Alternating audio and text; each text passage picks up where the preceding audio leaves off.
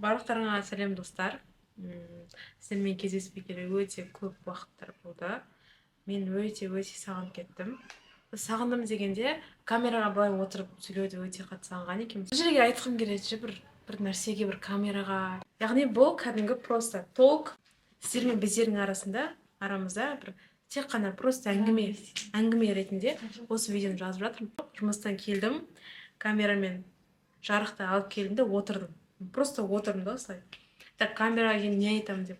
Сонда ең алғашқы келген ойыма сөз, сезім ол 4-ші курс универ бітіру.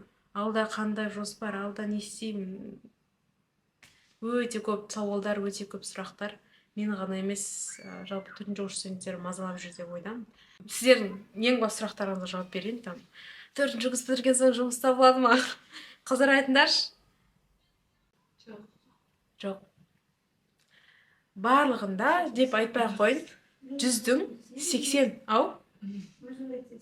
Ал мен шынымды айтсам, негізі көбісі 100-ден 70% сіздерге жоқ деп жауап береді. Неге?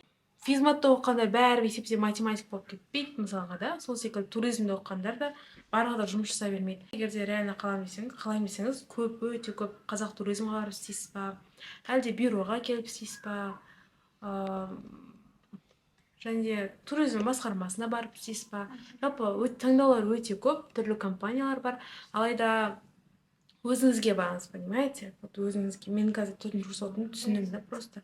4-ші курстағы сіздің жағдайыңыз бірінші, 2-ші курстан уже белгілі бола бастайды. Жұмыс істей ме, істемеймін, жұмыс істегім келеді деген бір ниет болса, ынта болса, сіз сол кездің өзінде түрлі стажировкаға қатысасыз. Нәтижесінде 3-ші, 4-ші курста жұмысқа кіріп, сол стажировканы просто опыт ретінде резюмеге жазып қоясыз. Айтайын дегенім, өздеріңізге байланысты, ниеттеріңізге байланысты. Жұмыс бар, жоқ, істейсіз, істемейсіз деген ешқандай не жоқ. Бірақ кез келген сала бойынша жұмыс өте көп. Мысалға өздеріңіз ойлайтын шығарсыздар. Қазақстанның туризмін басқа елдермен салыстырған кезде былай салыстырмалы тұрғыда өте қатты дамымаған, жайлап дамып келе жатыр. Тұрақты туризмді қолға алып жатырмыз, мысалға. Оны әрі қарай кімдер дамытады? Сол сұрақ. Оны жас мамандар дамытады. 1-ші курстан 4-ші курсқа мен не істедім? Туризм саласы ол тек турагент болумен шектелмейді, туроператор болумен шектелмейді. Ол ресторан, қонақ үй, барлығы жатады ғой, барлық қызмет көрсету саласы. Қызмет көрсету саласы туризмға әсер етеді елдің. Мен ең алғаш рет 1-ші курста 3 ай демалыста хостес оператор болып жұмыс жасадым. Күлмейміз, достар. 1-ші курста оқуға, универден үйге қайтатын кезде мен жолдан көретін визит алматының значогын көретін белгісі тұрады, визит алматы деп жанып тұрады. Мен 4-ші курс бітірген соң примерно ол жерде жасамасам да, мен жұмысқа қабылдамаса да, мен ол жерде просто практика өткім келеді деп айтатын. Бұйырса 2-ші курста мен практика өтуге осы жерге келемін деп айтатын. Сол просто күнде соны айтатын бір ғой. Автобуста отырым, күнде музыка тыңдап соған қарап отырам. 7 минутқа тәдім, 30 пен 7 үйге қарай, Конголияға қарай. Сол ер өтедім ғой енді, Байтұрсынова бойынан. Сол сөйтіп айтып жүрдім. Бір күні WhatsApp-қа сообщение келеді. Жұмысқа қабылдап жатыр, туристермен жұмыс, оның визит алматы екен білмеймін ғой мен. Просто жаздым, резюмем жібердім, практика өттім, жұмысқа қабылданып кеттім. Бір қарасам мен визит алматыда, туристік ақпараттық орталықта жұмыс істеп жүрмін. Ол жұмыс менде 2-ші курста 2 аптаға созылды. 2 аптаға созылды, потому что қысқы демалыста ғана істедім мен.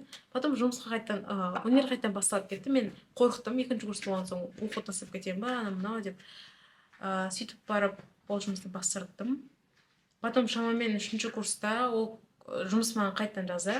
Істеуге сізде ниет бар ма деген секілді. Даже ол жұмысқа қайтадан кірдім. 1,5 жыл істедім мен ол визит алматыда. 3-ші курстың соңында бізде практика болу керек болатын. Сол кезде мен біздің барлығы Түркияға баратын болып келісті. Мен де Түркияға бардым. Мен де ол туралы бөлек әңгіме, Түркияға не үшін бардым, қалай бардым деген сияқты. Түркияға барып 5 ай, негізі 6 ай болу керек, бірақ мен 1 ай кеш қалдым барудан. Сол мен 5 ай сол жақта аниматор болып жұмыс жасап келдім. Ол туралы Түркия мәселесінде, Түркия қалай болды, соның бәрін бөлек айтып беремін. аниматор болып қалай болды, мен өзімді қалай сезіндім, ол жайлы бөлек видеолар да бар, мен Түркияға түсірген, соларды тоже қосам. Сонымен мен қазір басым ғана көріп тұрған жар, иә, ничего страшного. Дальше универ басталды. Содан кейін 4-ші курстың январынан бастап мен Алматы туризм бюрода жұмыс жасап жатырмын. Қазірге шамамен 3 ай ғана болды. Енді сонда да менде әрі қарай 4-ші курс студент ретінде өмірімде әрі қарайға өмірім әлі бұлыңғыр болып тұр. Дальше не істеймін? Осылай Алматы туризм бюрода жұмыстап жүре беремін бе, әлде кетіп қаламын ба деген сұрақтар мені әлі күнге дейін мазалайды. Пока достар, менде 0 минут қалыпты.